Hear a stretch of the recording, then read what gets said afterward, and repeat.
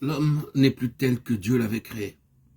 Ceci peut nous étonner de premier abord, dans une certaine mesure, mais il est important de réaliser dès le début de notre étude que nous touchons à une question des plus sérieuses. Ce n'est pas simplement qu'à un certain moment, l'homme ait fait une chute, ait pris un mauvais chemin, ou soit devenu désobéissant ou rebelle.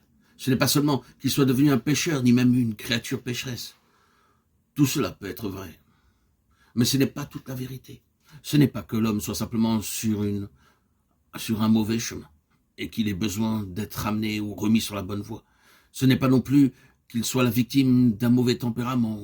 Ce n'est pas non plus qu'il ait fui pour se libérer d'une loi, suivre ses caprices et se détacher de ce qu'il y a de meilleur en lui.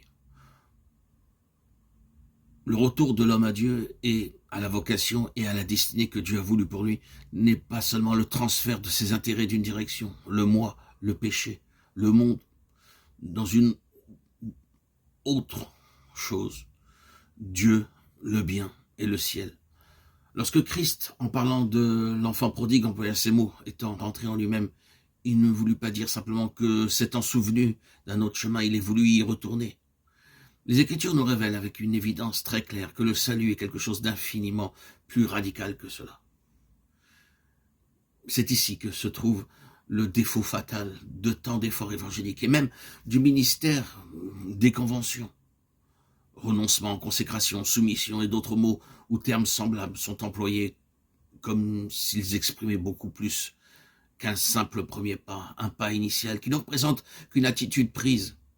Dieu ne veut pas, et la Bible n'enseigne pas, que le vieil homme lui soit consacré. Le vieil homme doit être crucifié, non pas consacré. Les jeunes gens sont si souvent exhortés à consacrer au Seigneur leur talent, leur énergie, leur capacité, leur enthousiasme, comme l'illustre ce refrain. Ce qui est précieux en moi, liberté, force et jeunesse, je le donne avec allégresse à Dieu, à la justice et à toi. Mais il découvre à la longue un défaut fatal, une insuffisance et une faillite, dont le mouvement de convention est lui-même la preuve la plus grande. Ce mouvement se développe de plus en plus, et d'année en année, dans toutes les parties du monde, des centaines de milliers de chrétiens désappointés se retrouvent ensemble à la recherche d'une solution au problème d'une vie non victorieuse ou d'un service inefficace. Ceux d'entre nous qui ont une part dans cette œuvre de convention ou de conférence ne peuvent sourire devant ces grands auditoires, ni parler d'eux comme s'ils représentaient un grand succès, plutôt que de parler de la plus grande et de la plus déchirante des tragédies. Si les messages apportés doivent être regardés comme une indication du but des conventions, il n'y a aucun doute à l'égard de ce que nous venons de dire. Il nous faut donc un renouveau d'énergie, de zèle. Seul peut répondre à la question et satisfaire les besoins d'un changement de constitution de notre être. C'est de reporter nos aptitudes, nos énergies naturelles, héréditaires ou acquises, dans les choses de Dieu, et en faire la base ou le moyen d'accomplir son œuvre. Et ici, ce serait certainement et inévitablement mettre l'ouvrier et l'œuvre dans la position adéquate.